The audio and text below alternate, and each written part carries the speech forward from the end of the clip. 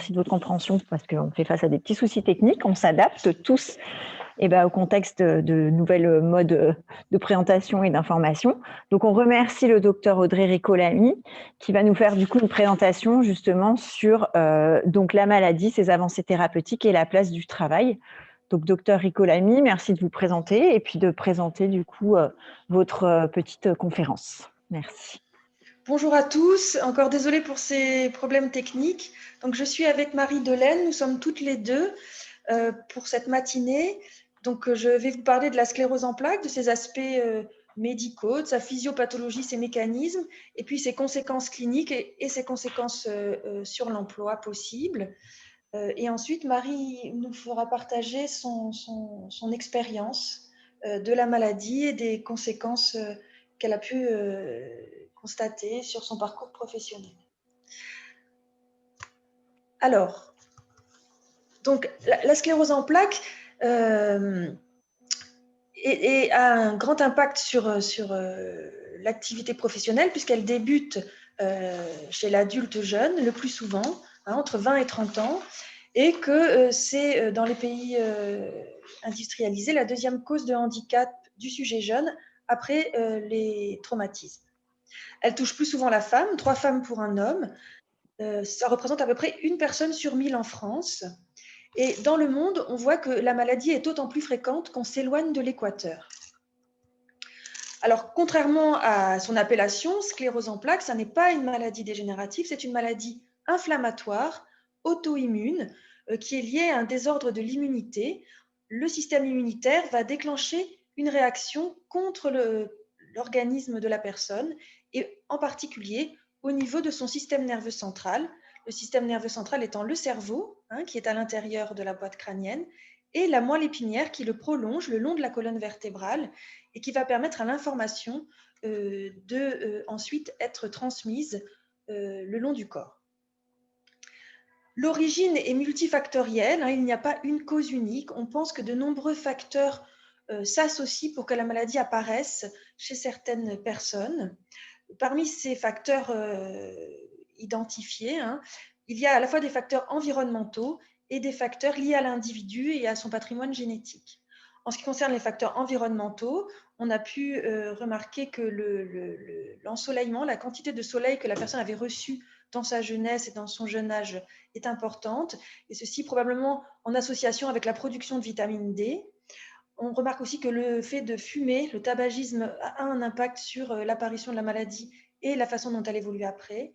Il y a aussi probablement des facteurs infectieux, soit le recul de certaines infections, notamment parasitaires, d'une part, et la survenue d'infections virales, d'autre part, comme l'Epstein-Barr virus, qui peut donner la mononucléose infectieuse. On voit que l'endroit où on a habité avant l'âge de 15 ans a une influence sur le risque de développer la maladie, donc probablement du fait des facteurs environnementaux, des microbes qu'on a rencontrés et de la quantité d'ensoleillement dont on a pu bénéficier, d'exposition au soleil. Tous ces facteurs environnementaux interagissent, rencontrent des facteurs personnels, génétiques, alors qu'ils sont extrêmement nombreux. On a pu identifier près de 200 gènes qui pourraient avoir une influence sur l'apparition de la maladie. La maladie n'est pas liée à un seul gène, ce n'est pas une maladie génétique liée à un gène qu'on transmet à ses enfants, mais l'ensemble de nombreux gènes peuvent constituer des risques, peuvent augmenter le risque. Alors, chaque gène en lui-même augmente le risque d'à peu près 0,1%, donc on voit que le facteur génétique n'est pas capital, unique et suffisant pour déclencher la maladie, mais l'association des différents gènes peut faire, en association avec les facteurs environnementaux, apparaître la maladie. Alors, la cible de la réaction inflammatoire à l'intérieur du système nerveux central, ce sont les oligodendrocytes. Les oligodendrocytes, ce sont des cellules qui s'entourent autour des neurones pour former une gaine qu'on appelle la gaine de myéline. Dans le système nerveux central, il y a de nombreuses cellules. Alors, les cellules les plus connues sont ce qu'on appelle les neurones, les cellules nerveuses, qui sont constituées d'un corps cellulaire et d'un long prolongement le long duquel circule l'information. Ces longs prolongements, en fait, ce qu'on appelle les axones, sont entourés des cellules de la myéline, en fait, ces cellules qui entourent le neurone. Alors, cette gaine permet à l'information de circuler beaucoup plus vite, et puis cette gaine a aussi un rôle dans le soutien, la défense du neurone. C'est cette gaine qui va être la cible de l'inflammation et qui va souffrir, qui va être abîmée au cours de la maladie. Alors le mécanisme, vous avez compris, c'est vraiment un mécanisme immunitaire qui est inapproprié. Normalement, le système immunitaire est utile pour se défendre contre des microbes, par exemple des virus, des bactéries. Là, le système immunitaire se trompe, comme s'il y avait un virus ou une bactérie à l'intérieur de ces cellules de myéline, et il va venir détruire cette myéline. Alors on peut voir ici, par exemple, sur une analyse au microscope, en vert, on voit les cellules nerveuses, les neurones, et en rouge et jaune, on voit la myéline, et on voit elle a disparu en certains points du fait de l'inflammation. C'est ce qui se passe au cours de la maladie. Alors cette inflammation, elle va survenir d'abord en foyer, il va y avoir un point d'inflammation qu'on voit ici sur cette IRM sous forme de taches blanches. Cette inflammation, elle va donc survenir en certains points de façon aléatoire et à certains moments. Voilà. Cela va provoquer des épisodes qu'on appelle poussées. Donc le système immunitaire va altérer la myéline, la conduction nerveuse va être ralentie ou bloquée, ce qui va entraîner des symptômes. L'inflammation dure un certain temps, mais elle s'arrête ensuite, ce qui permet à la myéline de se réparer. Les neurones sont remyélinisés et les symptômes peuvent disparaître. La conduction se rétablit, les symptômes peuvent disparaître, soit complètement, soit en laissant des séquelles si la remyélinisation n'est pas complète. Ces événements cliniques qui surviennent lorsque l'inflammation survient à des endroits stratégiques conduisent à ce qu'on appelle la poussée, cet événement qui survient au cours de la maladie. Au cours du temps, l'inflammation peut changer, elle peut devenir plus diffuse au sein de la substance blanche d'apparence normale, en dehors de ces points blancs, et elle peut aussi survenir au niveau du cortex. Donc c'est une inflammation qui change un petit peu, qui a des mécanismes différents et qui va entraîner une démyélinisation chronique et qu'on va voir de façon plus importante quand la maladie évolue progressivement, insidieusement. On va voir ainsi qu'on a deux formes de la maladie. Une maladie qui évolue par poussée, par épisodes distincts. C'est la majorité des cas, c'est à peu près 85% des personnes atteintes de sclérose en plaques.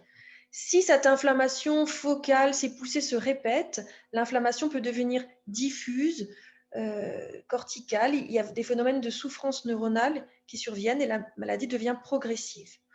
Heureusement, avec l'amélioration des traitements, le risque de forme progressive a nettement diminué et la proportion de personnes qui ont une forme progressive de la maladie a diminué puisqu'elle est évaluée actuellement à 15% et probablement que ce chiffre va descendre à l'avenir grâce aux traitements actuels.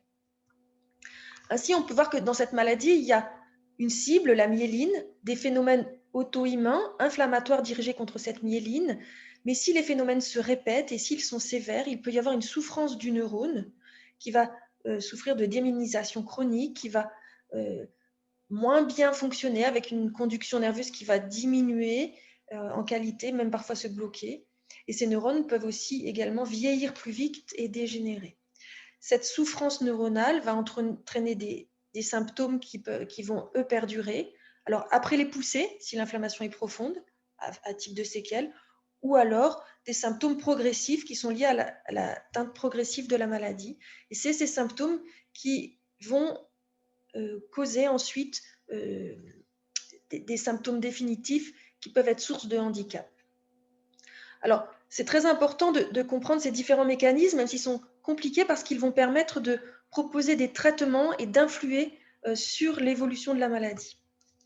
Ainsi, on peut voir que c'est un phénomène complexe, cette maladie, avec des lésions inflammatoires focales qu'on voit au début de la maladie, avec ces taches blanches, et qui entraînent des poussées.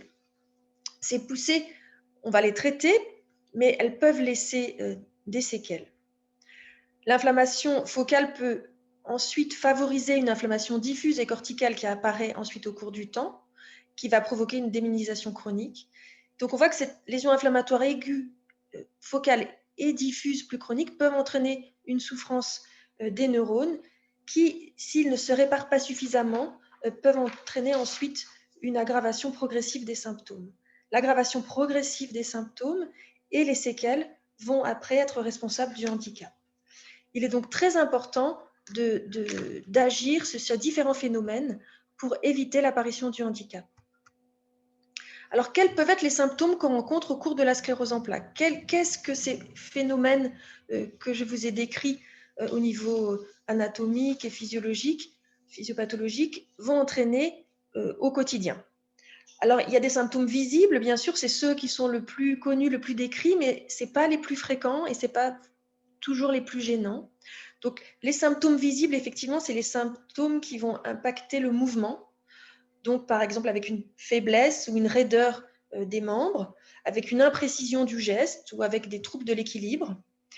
Ces troubles du mouvement peuvent avoir aussi un impact sur la parole en donnant des difficultés d'articulation du langage. Ils peuvent aussi influer sur la motricité des muscles oculomoteurs et donner un strabisme. Donc ça, c'est des choses qui vont être gênantes pour la personne et qui peuvent être constatées et visibles. Mais il y a également beaucoup de symptômes que la personne peut ressentir et qui ne vont pas être visibles. Alors, ce qui est important aussi de noter, c'est que tous les symptômes peuvent survenir, puisque les lésions inflammatoires peuvent survenir n'importe où dans le système nerveux central. Par contre, une même personne ne va pas forcément rencontrer au cours de sa vie l'ensemble de ces symptômes. Certains symptômes ne surviendront jamais, alors que d'autres surviendront plusieurs fois. Donc, c'est vraiment des symptômes variés qui vont dépendre de la localisation des lésions qui va être différente selon chaque personne et qui vont être différents au cours du temps. Ainsi, on dit que cette maladie ne touche pas deux personnes de la même façon. C'est vraiment une histoire différente pour chaque personne en termes de fréquence de poussée, en termes de survenue ou non d'une progression et en termes de type de symptômes ressentis. Alors, en ce qui concerne les symptômes invisibles, ce que les personnes peuvent ressentir et nous rapportent très, très fréquemment, c'est une fatigue. Une fatigue qui n'est pas une fatigue habituelle qui survient après un effort, mais qui est une fatigue qui est là d'emblée, dès le réveil, qui gêne l'effort, qui ressemble à la fatigue qu'on peut ressentir lors d'une infection virale, par exemple. Vraiment une fatigue dès le matin qui colle, qui est là, et qui va aussi augmenter à l'effort. Ce que les patients peuvent ressentir également, c'est des difficultés de concentration, des difficultés pour réaliser plusieurs choses à la fois, et peuvent ressentir également une fatigabilité lors de la marche, des mouvements, mais aussi également lors des tâches cognitives, avec des difficultés de concentration qui peuvent apparaître en cours de travail. Alors, ça peut être déroutant pour l'entourage ou l'entourage professionnel, puisque au départ, la personne peut avoir des capacités attentionnelles tout à fait importantes, mais qui, en cours de réunion ou en cours de journée avec la fatigue, peuvent diminuer. Alors, par contre, le fait de faire des pauses régulières va permettre de restaurer ces capacités de concentration et de mémoire de travail.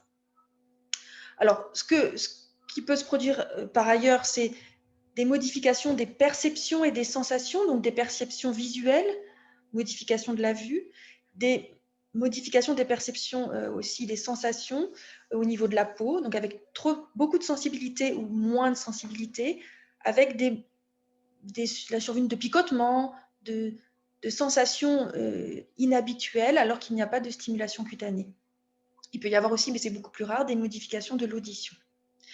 Enfin, les symptômes peuvent concerner aussi la commande de la vessie, la commande du périnée, la commande du système digestif, et les personnes peuvent rencontrer des modifications du transit en termes de constipation ou de diarrhée, et des modifications dans le contrôle de leur vessie avec des envies pressantes, des envies fréquentes, ou ça peut être les deux, des difficultés à bien vider leur vessie. ce qui entraîne la nécessité d'aller aux toilettes beaucoup plus souvent.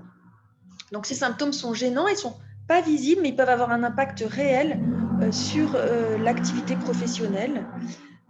Et donc, ils sont à prendre en compte. Alors, ils ne sont pas systématiques du tout. Ça aussi, c'est important. Hein, c'est-à-dire qu'une personne avec une sclérose en plaques ne peut avoir aucun symptôme, peut avoir des troubles vésico-sphinctériens, des troubles du contrôle de la vessie, alors qu'il n'y a aucun symptôme moteur, peut avoir des difficultés de concentration, alors qu'il n'y a aucun symptôme visible associé. Donc, la prise en compte des symptômes est parfois difficile par l'entourage, familial ou professionnel, parce que les symptômes ne sont pas visibles. Alors, comme je vous le disais tout à l'heure, la maladie évolue selon plusieurs modes évolutifs. Donc, le plus souvent et au début de la maladie, une évolution par poussée qui est liée à l'activité inflammatoire focale. Dans un certain nombre de cas, mais une minorité de cas, l'évolution est progressive, soit d'emblée, soit après la phase rémitante, à peu près dans 15% des cas. Et là, on assiste à une évolution, une aggravation insidieuse des symptômes qui peuvent se stabiliser par moments ou évoluer petit à petit. Ce qui est important, c'est que ces deux modes évolutifs peuvent être, enfin, l'activité inflammatoire focale peut persister même quand il y a une progression. Donc la progression et l'activité peuvent être parallèles, et c'est très important parce que ça veut dire que même quand on a une maladie qui évolue progressivement, on peut continuer à faire des poussées, avoir une activité inflammatoire et bénéficier de traitements. Là aussi, les traitements peuvent être utiles. Donc c'est très important, c'est pour ça qu'il y a cette nouvelle classification qui permet qui souligne la nécessité de rechercher l'activité inflammatoire, même à des stades de maladie progressifs, puisqu'elle permet d'avoir des traitements qui vont avoir une utilité vraiment pour ralentir la progression de la maladie. Alors, le diagnostic prend souvent du temps.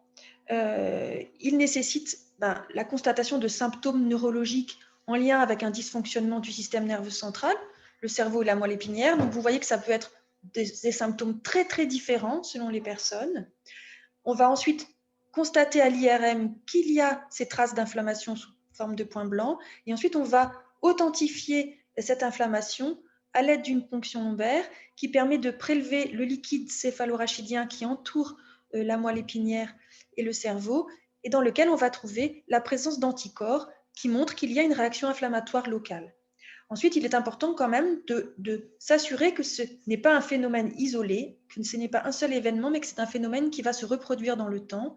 Et ça, on peut s'en rendre compte soit parce que de nouveaux événements cliniques surviennent, soit parce que à l'IRM, on voit de nouvelles taches blanches. Alors, l'IRM, c'est l'examen de référence, hein, vous l'avez bien compris, on a fait d'énormes progrès dans le suivi, le traitement de la maladie et sa compréhension grâce à l'IRM. Donc, c'est un examen qui n'est pas dangereux. Hein. On peut faire de nombreux IRM dans sa vie sans que ça pose de problème, contrairement aux imageries qui utilisent des rayons X. Donc, cette IRM va permettre de montrer la présence de lésions inflammatoires de la substance blanche qui sont à plusieurs endroits dans le système nerveux, le cerveau, le nerf optique ou la moelle épinière. On va voir que c'est quelque chose qui peut évoluer dans le temps avec l'apparition de nouvelles lésions. Par exemple, là, vous avez une première IRM et sur la deuxième IRM, on voit que 2 lésions sont apparues. Donc, ça permet de montrer que c'est quelque chose qui se renouvelle dans le temps. Et ensuite, on peut mesurer l'activité de la maladie, l'importance de l'activité inflammatoire avec l'injection de produits de contraste qui va éclairer les lésions inflammatoires sur l'IRM et montrer qu'il y a de l'activité. La ponction lombaire est un geste simple qui se fait en chambre. On peut le faire en hôpital de jour. On fait une petite anesthésie locale avec un patch d'EMLA qui permet d'insensibiliser la peau, puisque c'est la peau qui a des récepteurs sensitifs. Ensuite, normalement, si la ponction lombaire est bien faite, on peut ne rien sentir ensuite. C'est une aiguille très très fine qui passe entre les vertèbres et qui va prélever le liquide céphalorachidien à un endroit où il n'y a plus la moelle épinière. La moelle épinière s'arrête au-dessus. Là, on retrouve le liquide et puis les racines. Donc, il n'y a pas de risque pour sa moelle épinière. C'est un examen très simple. On peut ressortir le soir. Ça permet de prélever ce liquide qui ressemble à des larmes. On va l'analyser et on va voir que dans ce liquide, il y a la présence d'anticorps particuliers qu'on ne retrouve pas dans le sang et qui signent la présence d'une réaction inflammatoire dans le système nerveux central. Ainsi, grâce à l'IRM et la ponction lombaire, on peut faire un diagnostic beaucoup plus rapide. Auparavant, il fallait faire 2 événements différents avec 2 symptômes différents pour conduire au diagnostic. Après un seul événement, grâce à une IRM et une ponction lombaire, on peut, pas toujours, mais le plus souvent, déjà avoir un diagnostic. Ce diagnostic précoce est très important parce que ça permet de mettre en place un traitement précoce et que ça va avoir une grande influence sur l'évolution de la maladie et le pronostic à long terme. Alors, quelles vont être les conséquences de cette période diagnostique sur l'emploi? Alors souvent, c'est des symptômes qui n'ont pas forcément été bien identifiés, bien repérés, que la personne a pu analyser. C'est des symptômes variables, c'est des symptômes qui s'installent en quelques heures, quelques jours. Souvent, il y a un temps avant que les examens soient réalisés. Il y a une période de doute diagnostique, parfois d'errance, et donc la personne peut avoir des symptômes pendant un certain temps qui peuvent avoir un impact sur son emploi, qui peuvent générer, enfin sur son activité professionnelle, qui peuvent générer de l'anxiété et qui ne sont pas identifiés. Ensuite, quand les symptômes ont été identifiés comme étant en rapport avec une atteinte du système nerveux central, qu'une IRM a été réalisée, là, le diagnostic en général avance mieux. Le patient va être confié à des neurologues qui vont réaliser la ponction lombaire, etc., et vérifier que c'est le bon diagnostic. Et donc, cette période de diagnostic va prendre du temps. Le temps de réaliser l'IRM, le temps de voir le neurologue, le temps de réaliser la ponction lombaire. Quand la piste diagnostique est bien avancée, le traitement de la poussée des symptômes va pouvoir être mis en place avec un traitement par cortisone qui va fatiguer, donc il va nécessiter de se mettre au repos ce qui va empêcher de travailler. Et ensuite, il va y avoir un temps de récupération après la cortisone, le temps que les symptômes s'améliorent. Donc il va y avoir une longue période, à la fois le temps de repérer les symptômes, de faire le diagnostic, de traiter les symptômes, qui va être assez longue. C'est aussi une période difficile parce que le diagnostic est difficile à recevoir, à digérer. Donc, il va y avoir quand même une période souvent de suspension de l'activité professionnelle, une période de vulnérabilité. Et donc, il est très important que ce ne soit pas un moment de rupture par rapport à l'activité professionnelle parce que là, l'emploi est très souvent une ressource qui donne confiance à la personne, qui donne du lien social, qui donne un sentiment d'utilité, qui donne des repères, qui structure. Et donc, si il y a une rupture dans l'emploi, ça va créer des difficultés supplémentaires à la personne qui traverse déjà une période difficile par rapport à cette annonce diagnostique. Alors, la reprise est parfois possible assez rapidement si les symptômes étaient légers, ont été rapidement repérés, rapidement traités. Donc, la reprise peut être possible. Parfois, c'est plus long et ça nécessite une reprise accompagnée avec parfois un temps partiel, parfois un aménagement de poste. Ce n'est pas systématique, mais ça peut aider. Le plus souvent, après la période diagnostique, au début de la maladie, les séquelles sont assez rares et donc la reprise de l'emploi est souvent possible après un temps d'adaptation et d'arrêt est souvent possible et sans changement de poste. Parfois, malheureusement, il y a des séquelles et il va falloir réadapter de façon plus importante avec des aménagements de poste. Alors, par rapport au traitement, on décrit 5 axes de traitement. Alors, le traitement de la poussée, la poussée, c'est quand la lésion inflammatoire entraîne des symptômes cliniques, c'est ce qu'on appelle une poussée. Donc, cette poussée, on va pouvoir la traiter pour que les symptômes ne s'aggravent pas, régressent rapidement et qu'il y ait le moins de séquelles. Quand les symptômes sont là et perdurent, on a des traitements qui diminuent les symptômes, qui les masquent, donc qui améliorent la qualité de vie et diminuent les symptômes. On a ensuite des traitements immunoactifs qui vont reprogrammer, réorienter, modifier le système immunitaire pour qu'il s'occupe des microbes et par contre qu'ils ne viennent pas déclencher des poussées, abîmer le système nerveux central. Donc ça, c'est des traitements de fond actuels. Mais alors, ils permettent de bloquer la maladie, mais ils n'agissent pas sur les conséquences de l'inflammation à plus long terme, que sont la souffrance la démyélinisation chronique et la souffrance neuronale. Pour ça, on a besoin de traitements qui sont des traitements neuroprotecteurs, qui protègent les neurones d'une part, et de traitements qui favorisent la remyélinisation. Donc ça, ce sont deux axes de traitement qui sont en cours de développement, mais pas encore disponibles pour les patients à l'heure actuelle. Il y a beaucoup de travaux en cours et ça devrait, on espère, rapidement arriver.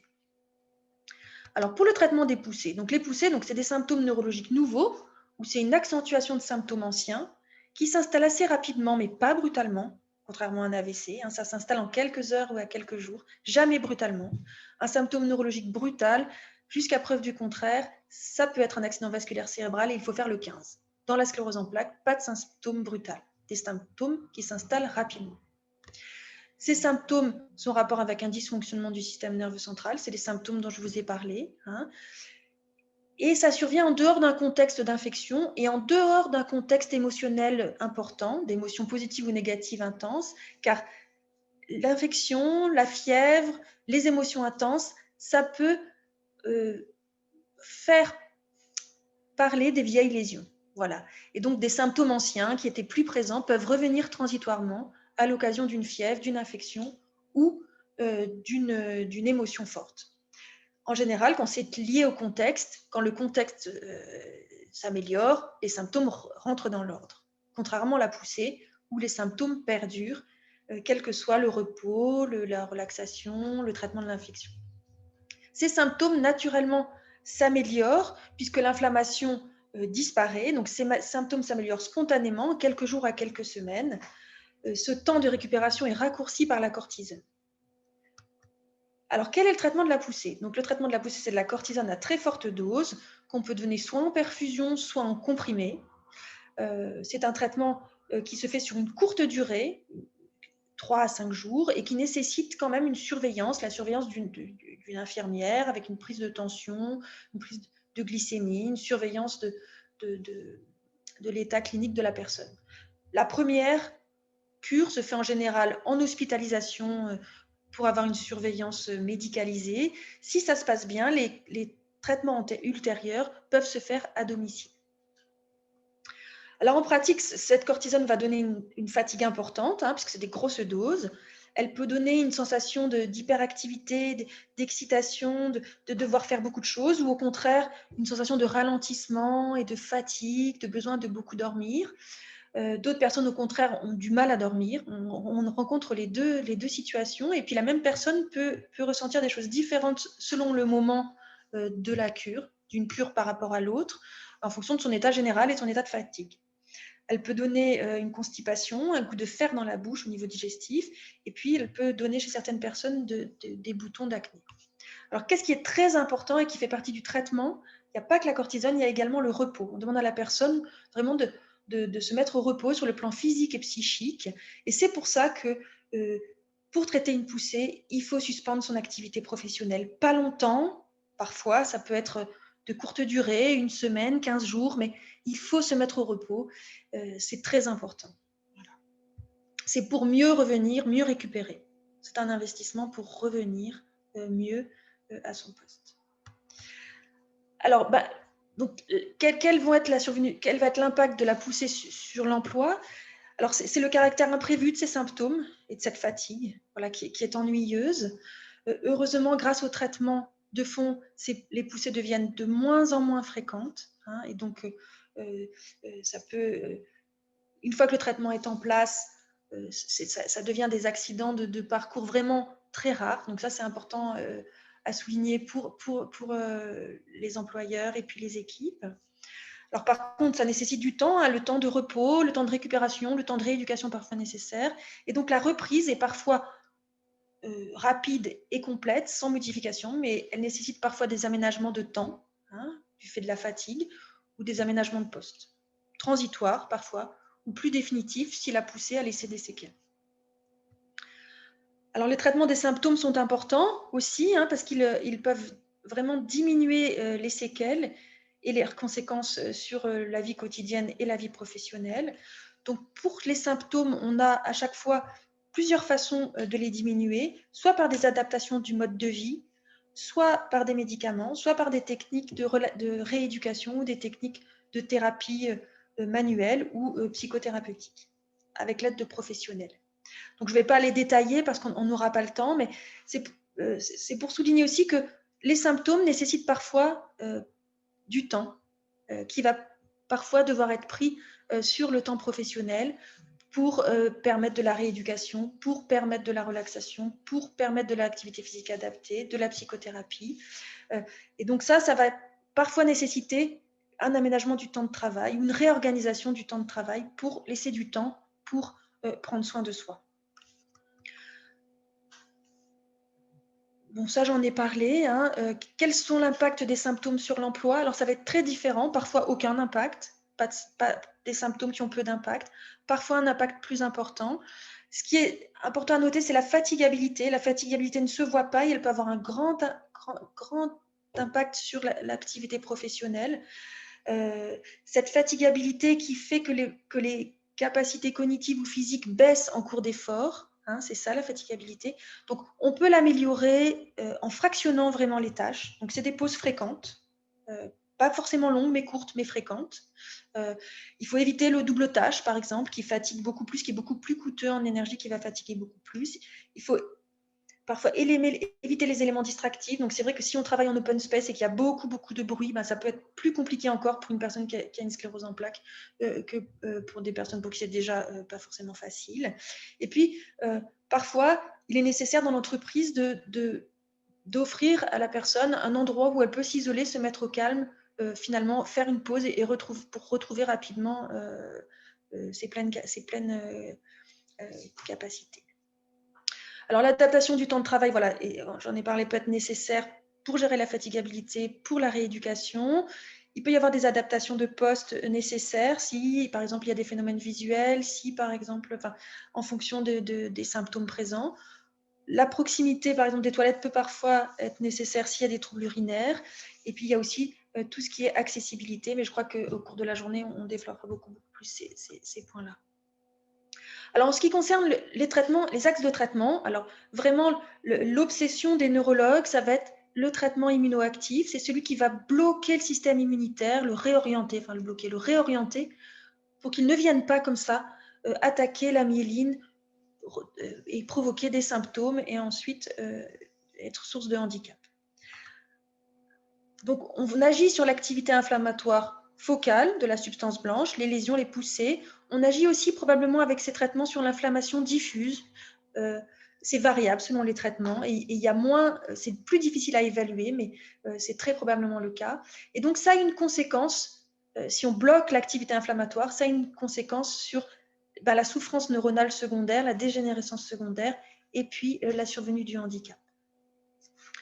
C'est donc très important et on a vraiment bien constaté que le fait d'avoir un traitement tôt, efficace, qui bloque l'activité inflammatoire, les poussées, ça va avoir un grand impact sur le handicap à long terme et sur le risque de développer une forme progressive. Alors maintenant, quand est-ce qu'on propose ces traitements? Et on les propose très tôt. Après un premier événement clinique, on peut proposer un traitement. Plus tôt on agit quand il y a de l'activité, mieux c'est. Vraiment.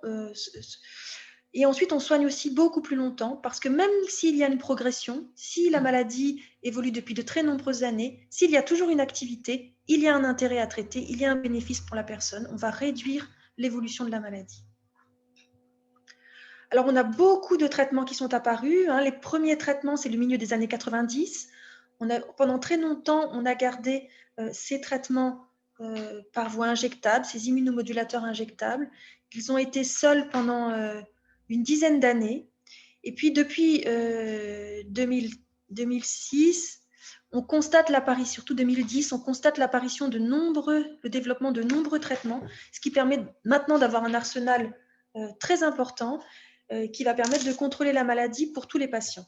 Voilà. Alors, certains patients vont répondre à un traitement A, d'autres patients à un traitement B, mais on arrive, grâce à tous ces traitements qui agissent différemment, qui ont des voies d'administration différentes, des mécanismes d'action différentes, on arrive à contrôler la maladie, en tout cas l'activité inflammatoire focale de la maladie. Alors, ces traitements ont permis d'améliorer grandement le pronostic, ça c'est important aussi de le dire, pour les patients, mais également pour leur entourage professionnel et familial. Ces traitements permettent de réduire le nombre de poussées, leur intensité, ils diminuent le risque de séquelles, ils diminuent le risque de forme progressive et donc ils diminuent le risque de handicap et ils diminuent le risque de conséquences également sur l'activité professionnelle.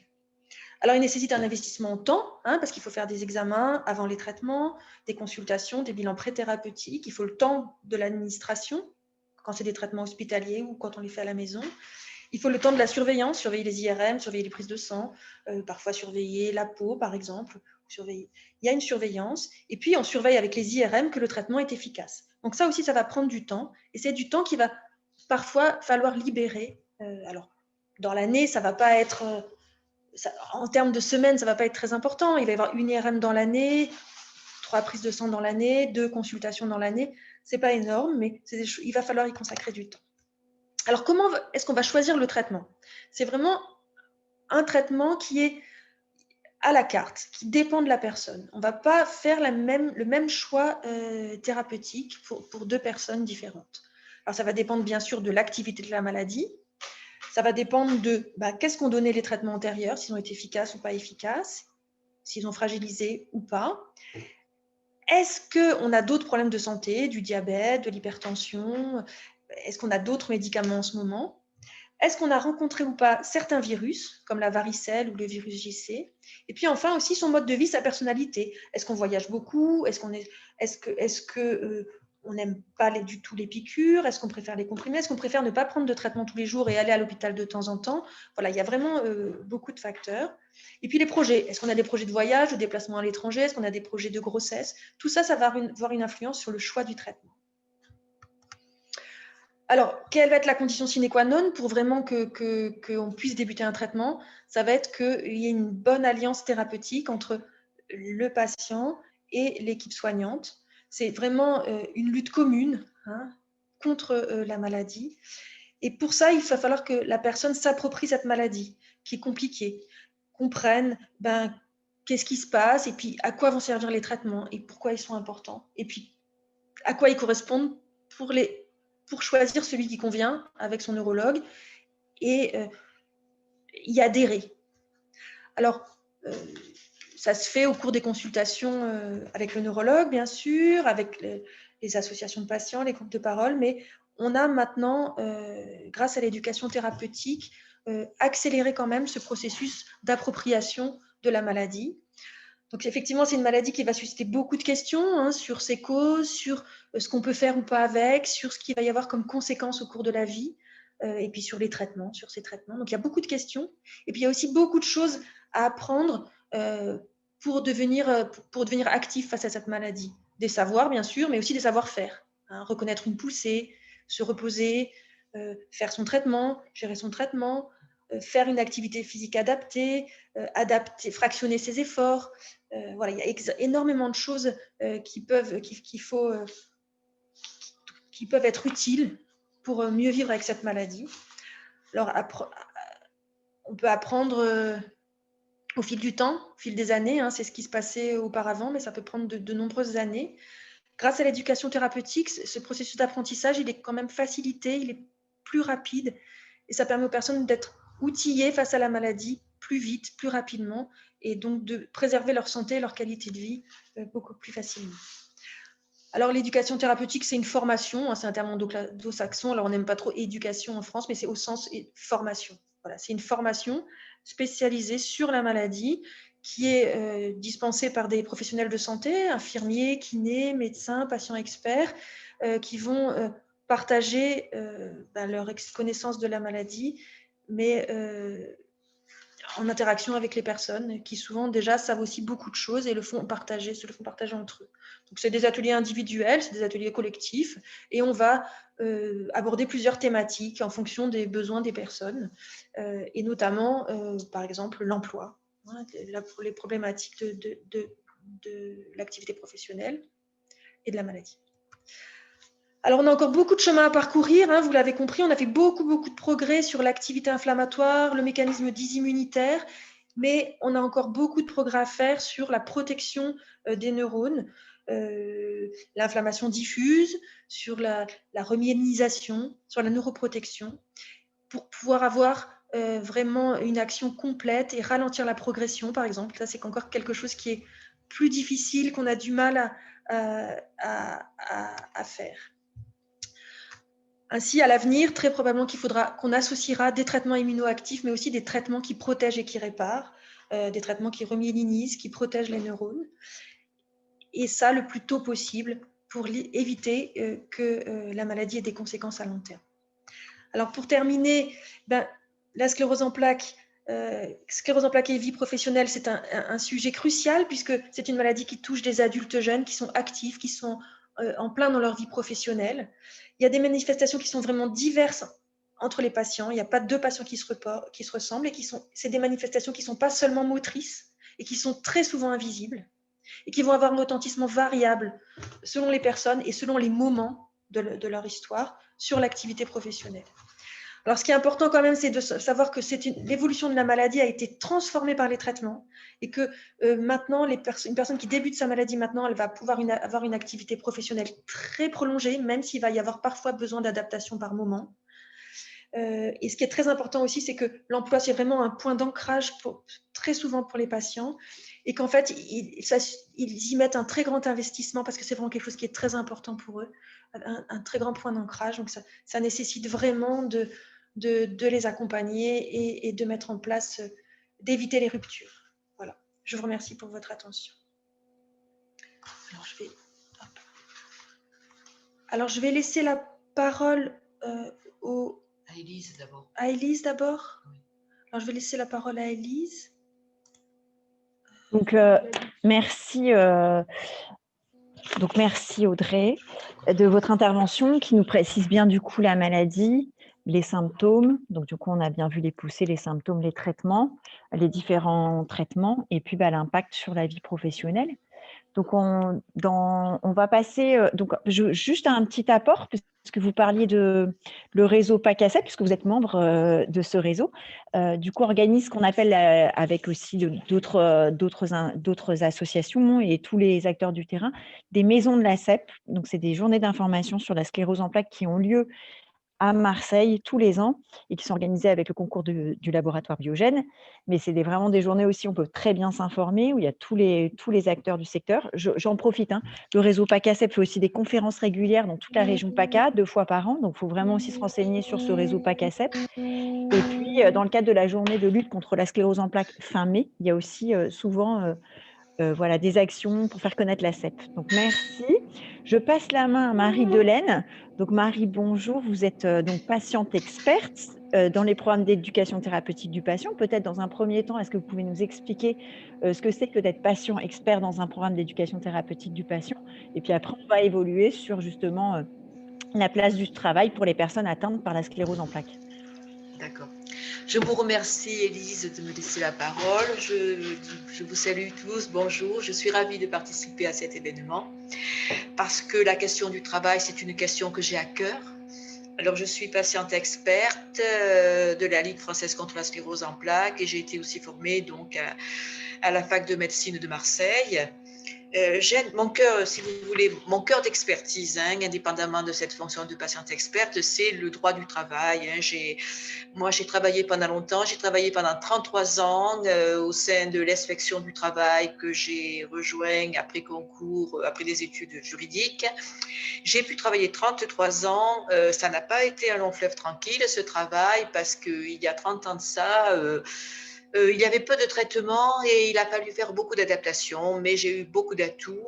J'ai eu une direction très compréhensive, des collègues très bienveillants. J'ai bénéficié tout au long de ce parcours de vie professionnelle des aménagements temporels et des aménagements matériels dont j'avais besoin, tout en conservant la possibilité d'exercer les fonctions juridiques qui me tenaient à cœur. Voilà. Et j'ai la chance aujourd'hui de pouvoir, avec le réseau PACASEP et le Centre de ressources et de compétences de Marseille, de participer au programme d'éducation thérapeutique, notamment dans le champ de l'emploi, en co-animant, en co-organisant et en co-animant avec le docteur Rico que vous venez d'entendre, donc ces ateliers d'éducation thérapeutique dans le champ de l'emploi. et selon des méthodes pédagogiques qui sont celles que l'on retient pour l'éducation des adultes, dans la formation des adultes, donc des méthodes non pas verticales, mais très horizontales, très circulaires, des lieux d'échange où on se rend compte que les patients savent beaucoup de choses et qu'on va mutualiser tout ça pour les aider, étant entendu que ces ateliers peuvent être proposés à différents moments de la vie, puisque les attentes ne sont pas les mêmes en fonction des difficultés des personnes. Voilà. Et je remercie beaucoup le docteur Rico qui, dans son exposé, a fait des liens en permanence avec l'emploi, ce qui résume bien, elle fait partie de ces médecins qui sont de plus en plus nombreux, à créer des liens aujourd'hui entre la maladie et l'emploi, ce qui témoigne de leur part d'une approche globale de la personne. On n'est pas des malades, nous sommes des personnes atteintes de maladies chroniques. Et dans cet espace, dans cette vie avec la maladie, le travail, je partage tout à fait son point de vue, a une place centrale. Du coup, on a vu que les premiers symptômes qui apparaissaient n'étaient pas toujours visibles, qu'il y avait beaucoup de fatigue, de troubles de la marche. Enfin, voilà, le docteur Rico a présenté un ensemble de symptômes qui apparaissent. Du coup, quelle est la représentation qu'on peut avoir dans l'entreprise d'une personne atteinte de sclérose en plaques et qui ne l'a pas spécialement dit? Donc, est-ce que vous pouvez nous parler de ces représentations, de la personne qui a cette maladie et donc Ouais. on en parle, on n'en parle pas? Voilà. Est-ce que vous pouvez Oui, nous en parler? ouais. Oui, on est en train là, si vous voulez, d'évoquer, je pense, plus largement la question des empêchements ou des obstacles. Mmh. Des obstacles qui vont empêcher une vie professionnelle à peu près satisfaisante. Et d'abord, les empêchements, ils sont du côté des patients. Avant, il y a les empêchements que génère l'entreprise ou qui émanent de l'entreprise, de l'institution, de l'administration, puisque je suis aussi intéressée par le travail dans les fonctions publiques. J'en viens et puis je vois des difficultés régulièrement. Mais du côté des patients, il y a des empêchements qui sont clairs. D'abord, les empêchements vont dépendre de plusieurs facteurs. Madame Rico en a parlé. Il y a la sévérité des atteintes, il y a la durée, il y a le nombre des arrêts de travail, il y a l'âge. Peut-être que quand on est très jeune, c'est une maladie quand même qui touche autour de 30 ans, la plupart du temps des gens. Et là, c'est peut-être plus difficile de faire le deuil de sa vie antérieure lorsqu'on est diagnostiqué jeune. C'est une question que je pose. Moi, je n'ai pas tellement de certitude, mais je pose des questions à travers ce que j'entends, ce que je peux lire. Il y a le statut aussi qui va importer. Est-ce qu'on est en CDD? Est-ce qu'on est en CDI? Quelle est sa place dans l'entreprise? Est-ce qu'on est un simple intérimaire? Est-ce qu'on est fonctionnaire ou contractuel? Vous voyez, il y a des éléments comme ça. Il y a le poste de travail qui, à mon avis, est prépondérant aussi. La taille de l'entreprise. Peut-être dans une entreprise où il y a plus de 250 personnes qui ont un référent handicap, qui a une sensibilité au handicap aujourd'hui, c'est assez récente, qui n'existait pas précédemment. L'activité a joué. Vous avez des secteurs qui sont identifiés comme étant particulièrement difficiles. Regardez, si vous travaillez dans les métiers de la caisse ou dans la logistique, ça va peut-être être, compte tenu des difficultés que génère la maladie, de la fatigue en particulier, ça va être plus complexe de travailler que si vous occupez un emploi administratif. L'attitude des acteurs de l'entreprise, de la direction, des responsables, des collègues, des clients, des usagers, parce qu'on est tous en interaction. Et puis, bon, est-ce qu'on travaille dans une entreprise qui a opté, par exemple, pour une politique volontariste dans le handicap ou qui a négocié de bons accords, pardonnez-moi, ça va être dans ce cas-là plus simple que d'y travailler que lorsque vous vous trouvez dans une entreprise qui ne respecte pas, par exemple, son obligation d'emploi de travailleurs handicapés. En tout cas, ce qui est certain, c'est que la CEP, elle va ralentir sur l'exercice du travail. Elle va ralentir avec, comme l'a souligné Madame Rico, des absences. Vous allez avoir des arrêts de travail justifiés par la maladie, par des temps d'hospitalisation, des temps de repos, de soins. Il y a des risques accrus d'accidents du travail, ça c'est évident. Ils sont liés, ces risques accrus, aux troubles que génère la maladie, troubles visuels, troubles de l'équilibre, de la sensibilité, de la coordination, de la motricité. Éventuellement, ça peut être lié aussi à des difficultés relationnelles qui peuvent résulter d'incompréhension que va susciter la maladie. Parce que la maladie reste, la CEP reste vraiment très mal appréhendée, hein. Ça, on le constate régulièrement. Il y a beaucoup d'idées reçues, de représentations qui durent, hein. La maladie entraîne une perte, pour certains, la maladie entraîne une perte certaines aptitudes, hein, au travail, elle est associée, elle est aussi souvent associée au fauteuil roulant incapacitant, parce que c'est pas parce qu'on est un fauteuil roulant qu'on peut pas travailler, mais incapacitant. On lit les deux, on associe les choses, hein, et cela malgré les progrès de la médecine, hein. Moi, quand je suis rentrée quand j'ai commencé à travailler, il n'y avait pas de traitement, et j'ai vu la différence tout au long de ces 20 dernières années. En tout cas, dans ce contexte, l'annonce de la maladie, elle reste vraiment, vraiment sujet à réflexion, hein. On craint la mise à l'écart, on craint la stigmatisation. Et c'est pour ça que révéler sa maladie, eh bien, c'est souvent s'exposer à être identifié non plus comme une personne, mais comme un malade. Et un malade qui fait peur, qui inquiète. Alors, c'est pour cela que bon nombre de personnes vont dissimuler leur maladie. On la dissimule tant qu'on ne la voit pas. Et c'est une façon de se protéger contre les questions, contre les pressions. Pourtant, ce n'est pas parce qu'on est visuellement bien que l'on va bien.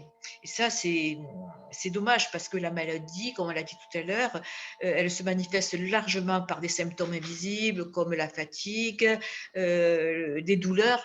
Et si on la dissimule, on ne va pas pouvoir bénéficier de tous ces dispositifs spécifiques qui ont été mis en place. On sait quand même aujourd'hui qu'encore un quart des patients vont abandonner après le diagnostic rapidement leur emploi. Et ce n'est pas forcément de leur choix, c'est rarement un choix vraiment réfléchi. C'est parce que c'est trop compliqué à gérer.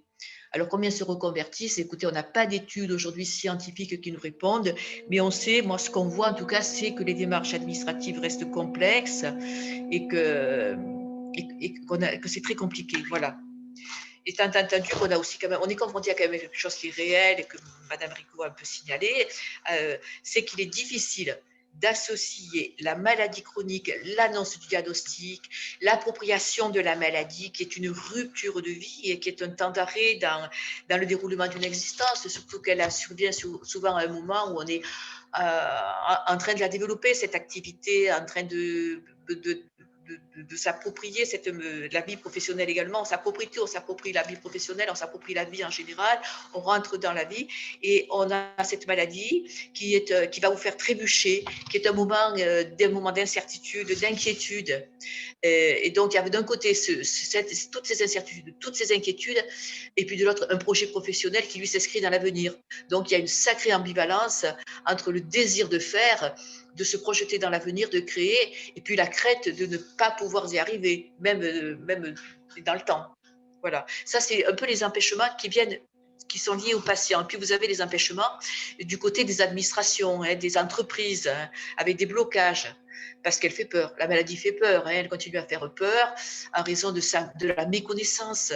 Il y a sa méconnaissance pour la maladie elle-même, et puis aussi, quand on la connaît un petit peu, les craintes que suscite son évolution, qui est imprévisible.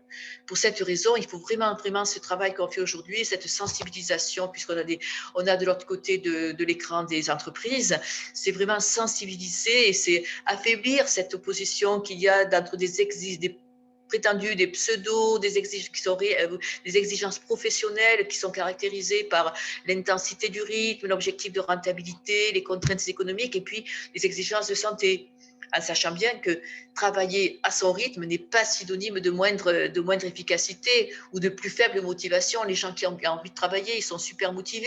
Travailler, c'est essentiel dans la vie, hein. Ça permet de satisfaire des besoins qui ont été un peu décrits tout à l'heure par Madame Rico, hein. Activité. Et travailler à son rythme, à un autre rythme, c'est pas synonyme de moindre efficacité. C'est pas si, voilà, ça c'est clair. Et on voit aujourd'hui, on assiste à des réticences dans les entreprises à effectuer des travaux d'aménagement de postes, de locaux de travail. Et ça, malgré toutes les aides techniques, ergonomiques, financières qui sont proposées. La question de l'accessibilité, elle est maltraitée.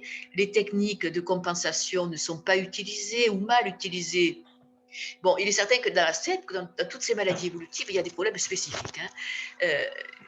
Vous avez un aménagement, on va pouvoir mettre en place à un moment un aménagement organisationnel qui ne pourra pas qui devra être repensé plus tard. C'est clair. On n'est pas dans une situation stabilisée. Il faut toujours faire du sur-mesure. Il faut faire des approches personnalisées. Et comme dans d'autres pathologies comme ça chroniques, évolutives, vous avez des questions humainement complexes qui sont à la charge des RH. La question, par exemple, qui est souvent posée, c'est celle de la répartition de la charge du travail dans un collectif, dans une équipe. Si un allègement de poste génère une charge de travail supplémentaire pour les autres, ça va être compliqué.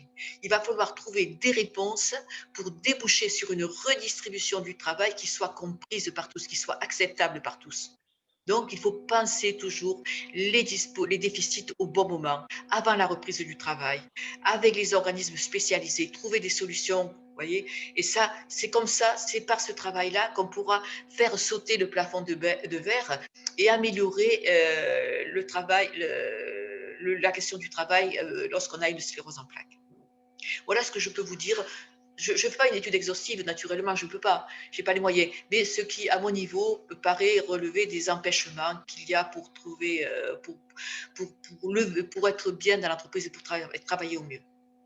On voit, hein, on sent qu'il y a vraiment le mot peur est ressorti, hein, tant la peur de la personne de dire ou de ne pas dire, que la peur des structures, enfin des entreprises qui ne connaissent pas toujours cette maladie, qui donc du coup, on parlait des représentations, enfin voilà, des préjugés, et pour autant, on voit bien qu'il y a des dispositifs qui existent, où il y a des fonds, des aménagements possibles. On entend bien dans ce que vous avez dit qu'il s'agit de pouvoir, pour, trouver un dialogue entre la personne concernée et l'entreprise, de pouvoir, aménager, ajuster, adapter. Donc du coup, est-ce que Marie, vous pouvez nous parler du coup, rapidement des ressources, voilà, qui existent tant de la personne que, dans les entreprises?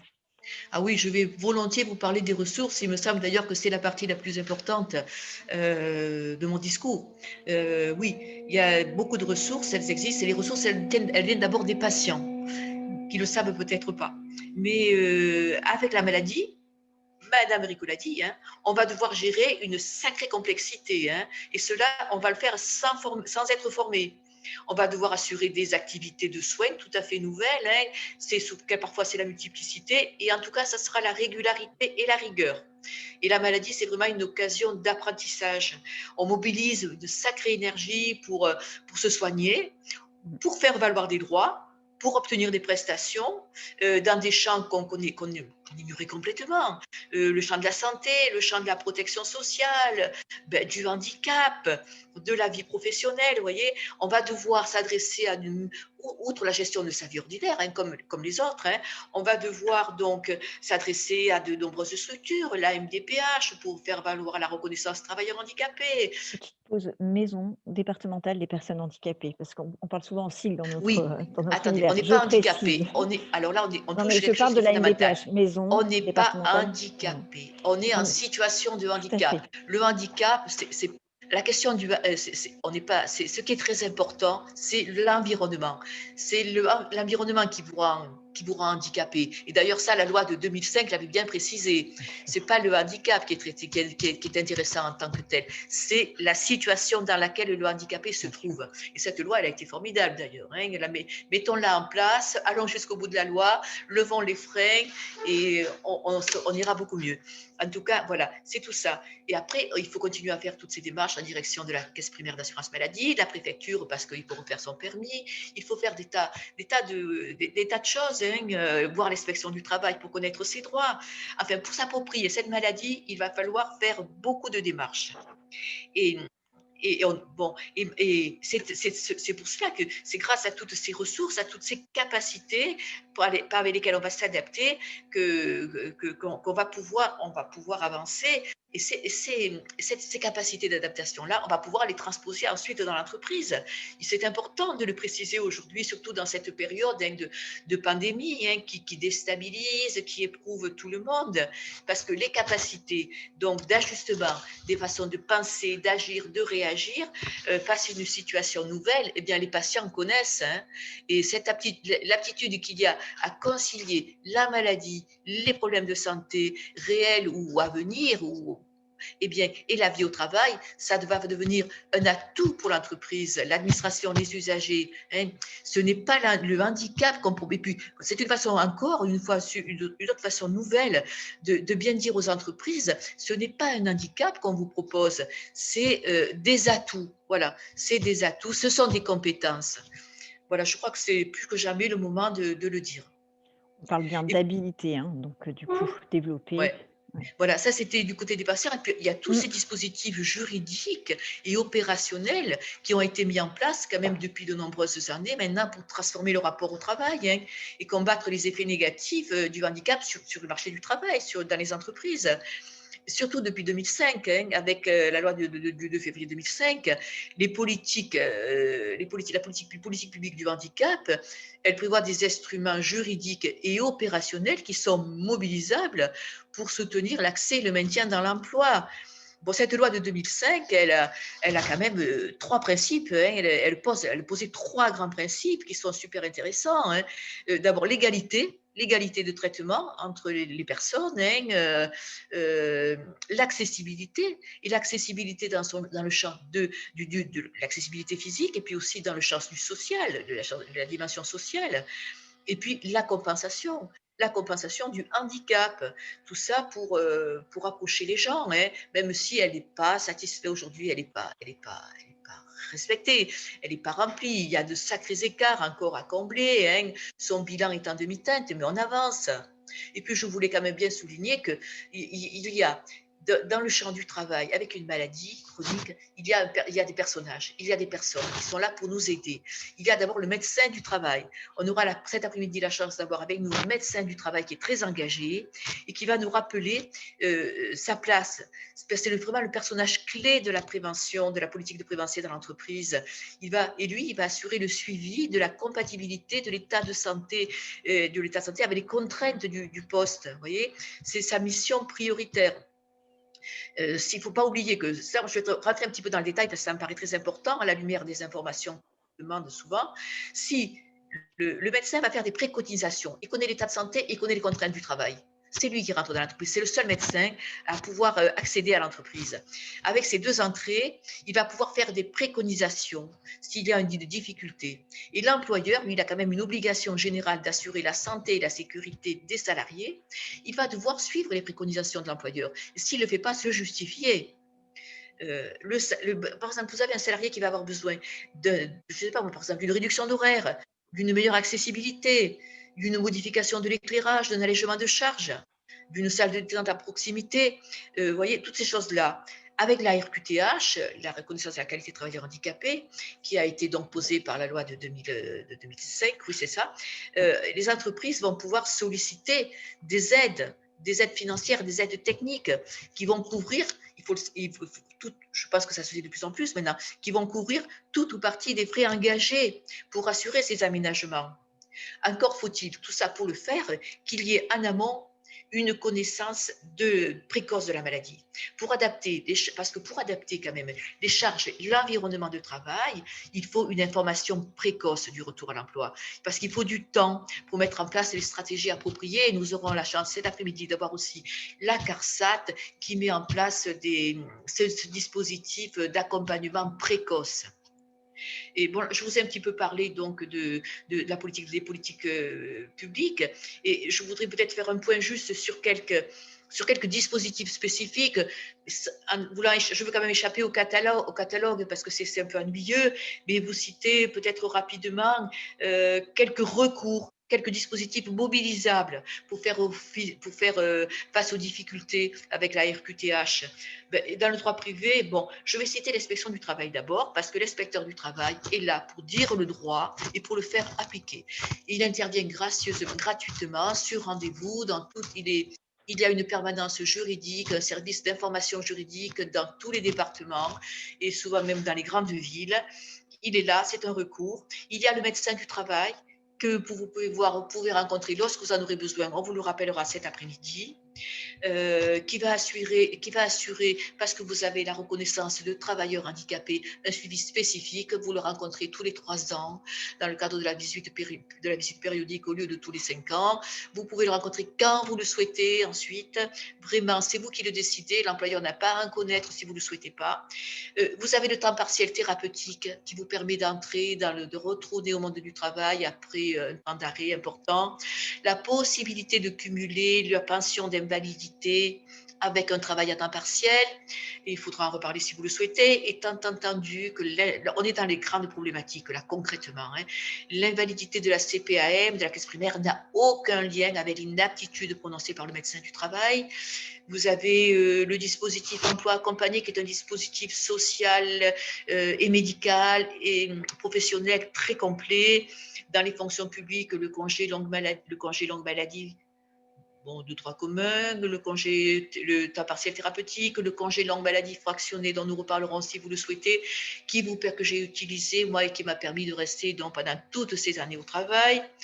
Vous avez des dispositifs spécifiques comme le compte personnel de formation amélioré pour les personnes en situation de handicap, le conseil en évolution professionnelle, là j'échappe pas au catalogue, les conditions particulières de télétravail, le congé de formation professionnelle de transition sans ancienneté. Ce sont des droits qu'il faut connaître. C'est un peu complexe d'aller les voir. Moi, je ne connais pas tout, mais je sais comment faire pour aller apporter l'information. Vous avez sur Internet le service public, qui est un service, des services officiels, qui est un service public, qui est toujours mis à jour. Vous avez les sites des organisations professionnelles, des organisations syndicales, des associations, voilà.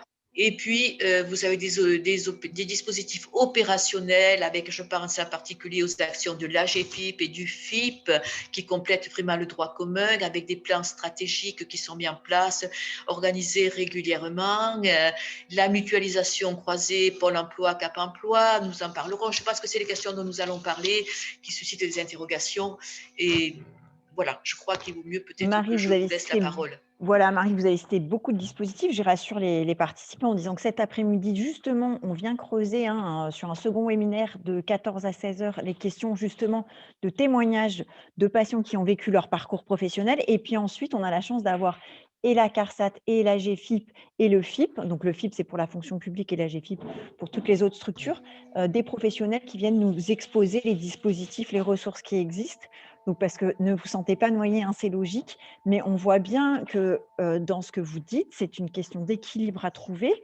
Moi, j'entends de bien anticiper, une question d'équilibre à trouver avec l'employeur, et puis de savoir quel levier actionner, à quel moment. Vraiment, on en revient à cette notion d'adaptabilité et d'ajustement personnalisé, d'où l'importance que vous avez dans moi je reparle de l'importance du rôle de patient expert, parce que vous-même, vous connaissez la maladie et vous êtes apte à pouvoir accompagner les personnes qui sont aussi nouvelles. Et vous avez aussi parlé de cette notion que j'aime beaucoup, d'expertise profane, c'est-à-dire qu'en le vivant, on développe des expertises, des habilités, parce qu'effectivement, on sait bien que la charge mentale, donc on voit bien qu'il y avait beaucoup de choses où les gens doivent gérer énormément de charges, le soin, le parcours administratif. Donc, en fait, il y a vraiment des habilités qui vont se développer au fil du temps et vous avez parlé de compétences transférables à l'entreprise. Donc, c'est bien ce dialogue qui doit s'ouvrir entre et la personne qui est concernée et la structure.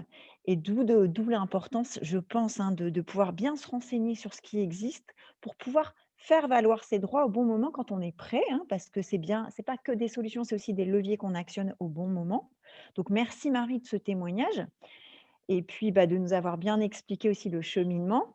Merci et bravo à vous pour ce rôle central que vous avez d'accompagnement pour les personnes qui viennent d'arriver dans la maladie. Et on sait bien la difficulté de tout concilier, vie personnelle, vie professionnelle et en parallèle, quand même la maladie.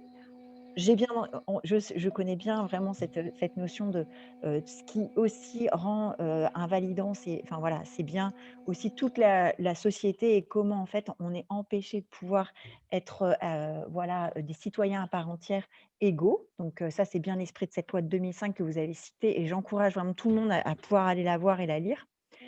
Voilà, on va passer donc sur les quelques 20 minutes qui nous restent aux questions des participants. Donc, je vais me permettre, puisque pendant que… Bon, merci Marie, du coup.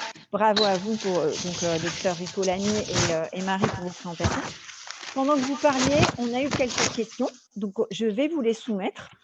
Donc, docteur Ricolani, la première question qui nous est venue, c'est les addictions comme l'alcool, le tabac, est-ce qu'elles accélèrent les symptômes? Alors, il y a de très nombreux travaux sur le tabac qui a une influence sur l'évolutivité, l'évolution à long terme de la maladie. Quand ils comparent des groupes de personnes atteintes de sclérose en plaques qui fument par rapport à des groupes qui ont du même âge et qui ont les mêmes comorbidités et qui ne fument pas, ceux qui fument ont en général une évolution de la maladie plus péjorative. Et il y a également des travaux par rapport au rôle probablement aussi de l'exposition au tabac dans le développement de la maladie. Il peut y avoir également une influence. Alors, ce n'est pas un rôle unique et direct, ce n'est pas le tabac qui cause la maladie, mais associé à d'autres facteurs, le risque va être augmenté. Vous aviez bien parlé de facteurs multifactoriels tout à l'heure. Est-ce que l'alcool, il y a eu des études précises aussi, puisqu'on nous demande sur l'alcool et le tabac, est-ce que sur l'alcool, il y a eu des études ou pas spécialement? Alors, sur l'alcool, non, moins, pas sur le développement de la maladie, non. Après, sur l'évolution de la maladie, c'est-à-dire que c'est un facteur péjoratif dans le sens où il y a un rôle toxique direct, possiblement de l'alcool sur le système nerveux. Alors, pas à petite quantité, mais avec des prises en trop grande quantité et prolongée, il y a déjà un effet délétère direct sur le système nerveux central. Donc, c'est un facteur péjoratif. Voilà, certain. D'accord, merci. Deuxième question encore, docteur Ricolani. Est-ce que on nous demande, est-ce que la CEP a-t-elle des répercussions cardiaques? Alors non, pas directement, pas directement. D'accord, super. Merci. Marie, du coup, une autre question. Comment gérer sa fatigue en milieu professionnel? Pardon, merci. On va se mettre à côté, ce sera plus simple. Excusez-moi. Du coup, Marie, comment gérer sa fatigue en milieu professionnel? C'est vrai qu'on a parlé des premiers symptômes qui sont liés à la fatigue, voilà, le temps. Voilà.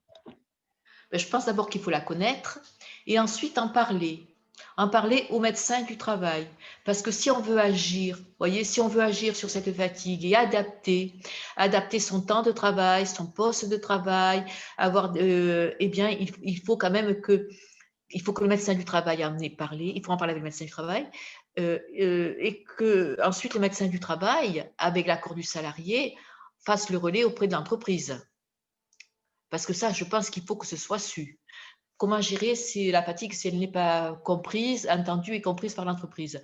Donc, je pense qu'il faut parler au médecin du travail et ensuite qu'il fasse le relais auprès de l'entreprise, à charge pour l'entreprise de mettre en place, par exemple, une salle de repos. Qu'on entende bien le salarié, une salle de repos, qu'on fasse des pauses, qu'on organise le travail de manière à ce que le moment où on est le plus en forme, le moins fatigué, soit le temps de l'activité importante, qu'elle soit peut-être un peu moins soutenue au moment de la journée où on est plus fatigué. Il y a des gens qui sont très performants le matin, d'autres qui ont besoin d'un petit temps de repos l'après-midi, qui sont moins énergiques l'après-midi. Je pense qu'il faut quand même passer par le médecin du travail. J'en reviens toujours à ça, personnage pivot à qui l'on doit faire confiance pour transmettre l'information. Parce que la fatigue, c'est lié à l'état de santé. Donc, pour moi, c'est le personnage clé du monde médical dans l'entreprise qui doit faire le lien. Alors, si je peux aussi rajouter un commentaire, c'est important d'en parler également à son neurologue parce que il y a quand même des moyens de limiter la fatigue sur le plan de la stratégie. Excusez-moi, j'ai voilà. déconnecté quelques il y a des secondes. traitements, la fatigue peut être liée à certains symptômes comme les troubles du sommeil, comme les troubles urinaires. Si on se réveille de nombreuses fois la nuit, le lendemain, ça va être plus compliqué. Donc, il y a déjà beaucoup de choses qu'on peut faire avec son neurologue traitant pour limiter la fatigue. Voilà, déjà, c'est pas une fatalité non plus, hein, vraiment. Il y a des choses à faire pour la limiter. On peut agir, hein, aussi.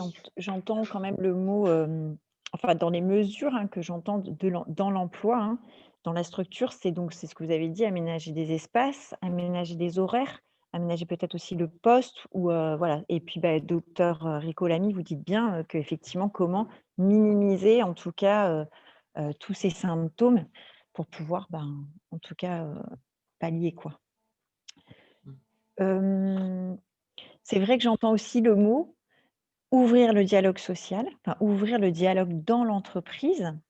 Donc à ce titre, Carole Salaire, nous a parlé tout à l'heure des escape games. Il se développe de plus en plus voilà, en tout cas d'outils pour pouvoir aller dans les entreprises, présenter, ce que pourrait vivre un patient atteint de CEP. Et donc je pense qu'il y a cet intérêt de passer par des dispositifs extérieurs pour, mieux comprendre ce que vivent les gens et puis, du coup, créer un peu plus d'empathie, de compréhension, de solidarité. Je sais Marie, est-ce que, hein, ce dialogue à ouvrir pour comprendre la maladie et puis, que ça soit, compris par tous, est-ce que vous pouvez nous en parler? Oui, mais ça, écoutez, c'est ce qu'on souhaite, hein. Les formules, par exemple, du DUOD ont de plus en plus de succès, hein, chaque année. Ensuite, on a des expériences d'entreprises qui développent une belle politique du handicap par le biais de leur mission handicap ou par le biais du référent handicap. Ça, c'est clair. Je sais qu'on est à la disposition des entreprises qui le souhaitent pour effectivement proposer, parler de la maladie, de ses contraintes et puis des motivations des personnes qui ont envie de travailler comme les autres parce que leurs besoins, ce sont les mêmes, que ce soit de la ressource, du lien social, voilà. Hein. Mmh. Donc c'est vrai, je rappelle, hein, qu'à l'occasion de la journée de lutte contre la sclérose en plaques qui a lieu fin mai tous les ans, le réseau PACASEP et ses partenaires font des journées qui s'appellent les maisons de la CEP où effectivement on peut bien comprendre et qui sont ouverts à tous les acteurs. On peut comprendre tout ce qui est relatif à la sclérose en plaques et tous les dispositifs qui existent. Et puis il y a des actions, hein, des initiatives. Donc par exemple, nous on mène sur le Var une course qui s'appelle C'est parti et qui permet de sensibiliser le public, enfin le grand public à ce qu'est la maladie parce elle reste encore malheureusement assez méconnue. Et comme vous l'aviez cité, hein, docteur Rico, c'est quand même la deuxième cause donc de Handicap handicap. chez les jeunes. Voilà, donc Ouais. c'est quand même pas rien en termes de santé publique et pour autant ça reste méconnu. En tout cas, dans l'entreprise, oui, parce que dans les manifestations publiques qui sont organisées par le réseau PACASEP, beaucoup de patients sont présents, mais on a l'impression que l'entreprise, peut-être n'est-elle pas spécifiquement conviée, peut-être a-t-on un effort à faire en termes d'invitation, de communication, mais on a certainement des choses à faire à ce niveau-là. Mmh. Merci.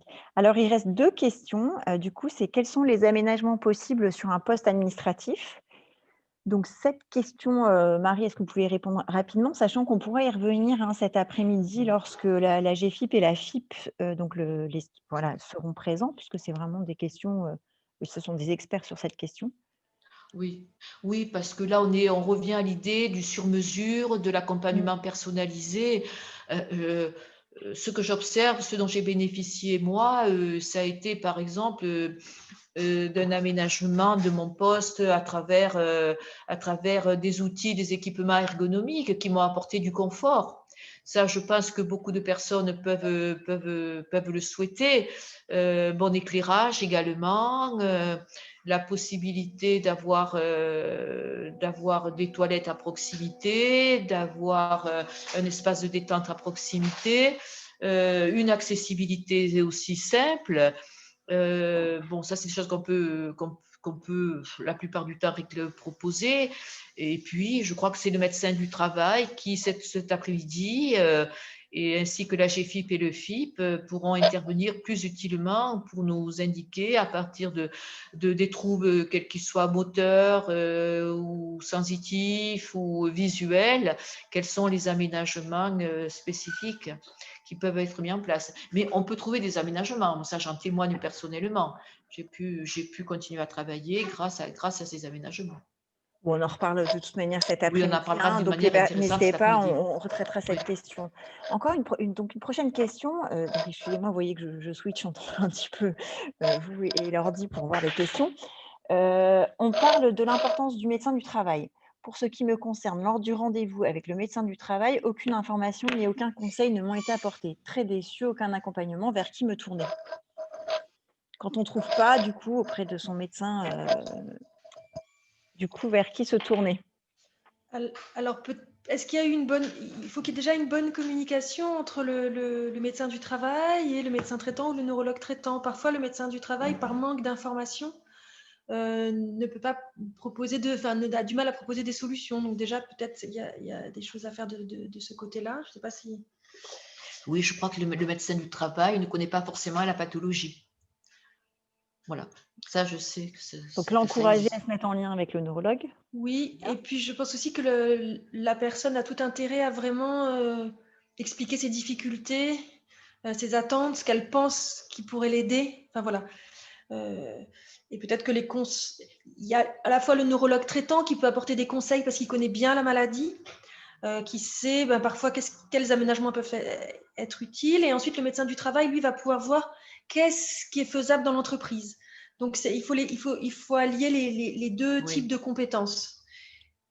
Est-ce que, enfin, j'insiste, d'où l'importance parfois de pouvoir assister à des conférences, qu'elles soient dans le cadre de l'école de l'ESSEP ou justement dans des conférences du réseau, pour pouvoir bien creuser, aussi bien s'informer, comprendre effectivement tout ce qui existe. Et voilà. En tout cas, j'entends bien faire cas de tout ce qu'on vit, de bien préciser et de bien mettre en lien avec son neurologue, si besoin Oui, est. puis on voit qu'aujourd'hui, quand même, il y a aussi des patients experts qui vont participer, qui vont porter un enseignement dans les écoles de médecine, hein, dans les facs de médecine, qui vont participer à l'enseignement. Et ça, c'est une belle approche aussi de la maladie chronique et notamment de la maladie chronique évolutive. Voilà. OK. Je crois que c'est quelque chose d'important. Je vais passer à une autre question, je vous remercie. Donc du coup, que pouvons-nous faire face à un employeur qui n'accorde aucune pause ni aménagement spécifique, que l'employeur réagit mal face à la pathologie qui est intervenue pendant la durée du contrat? Il se comporte comme avant la venue de la maladie. Alors, plusieurs Alors, on va reprendre, interrogations. hein. Que pouvons-nous faire face à un employeur qui n'accorde aucune pause ni aménagement spécifique? C'est le médecin du travail, je pense, Oui, qui intervient. oui. Ce qui est Marie C'est tout le à médecin l'heure, du hein. travail. Ouais. Voilà, et les représentants du personnel. Quelle est la taille de cette entreprise? On a d'autres alliés. Le médecin du travail est un allié, ben pour moi, hein. Mais il y en a d'autres. Il y a les représentants du personnel, il y a les délégués syndicaux, voyez. Il y a un référent handicap dans une entreprise de plus importante. Voilà, il faut essayer de trouver des alliés pour convaincre, faire changer les mentalités. C'est ça notre objectif, c'est faire changer les mentalités. Après, il faut souvent une bonne communication parce Ouais. que c'est beaucoup de symptômes invisibles. Mhm. Et donc, l'employeur peut avoir des difficultés à prendre conscience des troubles et donc à ne pas mesurer les difficultés. Donc, c'est vrai que bon, alors, la communication peut aussi être importante parce que les symptômes ne sont pas évidents. L'information, oui. Informer, c'est rendre le droit effectif, hein, et c'est fondamental, oui. Ouais, j'entends bien toujours ce dialogue. On parle bien de dialogue. Absolument. Et vous l'avez dit, donc médecin du travail délégué, donc trouver nos alliés et puis faire pression si besoin. Et communiquer, aussi, communiquer pour convaincre. Tout à fait. Ouais. Alors, encore une autre question. Bonjour, quels sont les droits et obligations en invalidité de deuxième catégorie? On part sur quelque chose de bien spécifique. Ah ouais. D'abord, il faut être mis en invalidité catégorie 2 par la CPAM. Lorsqu'on est mis en invalidité catégorie 2, on peut travailler. On peut travailler à condition que le médecin du travail vous ait déclaré apte à travailler, que la sécurité sociale, que la caisse primaire ait été informée de votre désir de reprendre le travail, et que l'employeur soit d'accord et conclue avec vous un avenant à votre contrat de travail. D'accord? Si toutes ces conditions qui sont très réalisables, qui sont très fréquentes, il y a beaucoup de gens aujourd'hui qui travaillent avec des pensions d'invalidité catégorie 2, qui travaillent à mi-temps ou presque. Il faudra, si vous voulez, dès lors que donc le médecin du travail est d'accord, il faudra pas, ce qu'il ne faut pas faire, c'est que le cumul de votre pension d'invalidité et du salaire que vous tirez de votre activité soit supérieur au salaire que vous perceviez avant de tomber malade. D'accord? Voilà.